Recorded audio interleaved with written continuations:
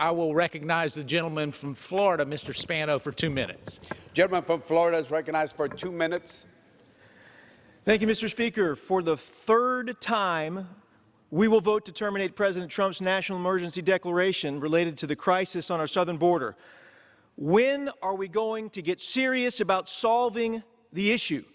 For the first half of the year, Democrats wouldn't even acknowledge there was a crisis. They ignored the reports from Border Patrol showing record levels of illegal crossings month after month. I thought we'd made progress in June, at least in terms of Democrats acknowledging we have a crisis.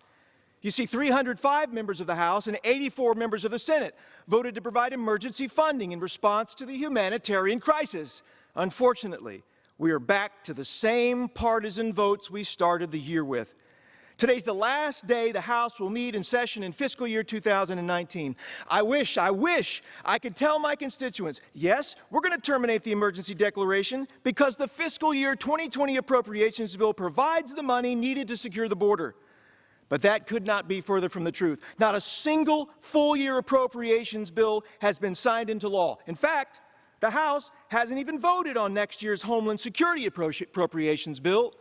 This brings me back to my question of when. When are Democrats going to get serious about securing our border?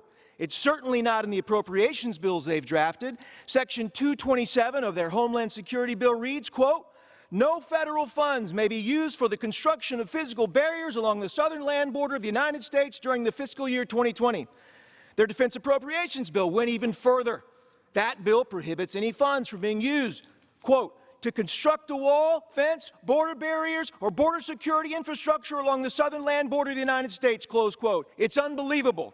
Not only is there no funding for physical barriers, they specifically prohibit it. My constituents did not elect me to stand by silently as we transition to open borders in this country, and I will not.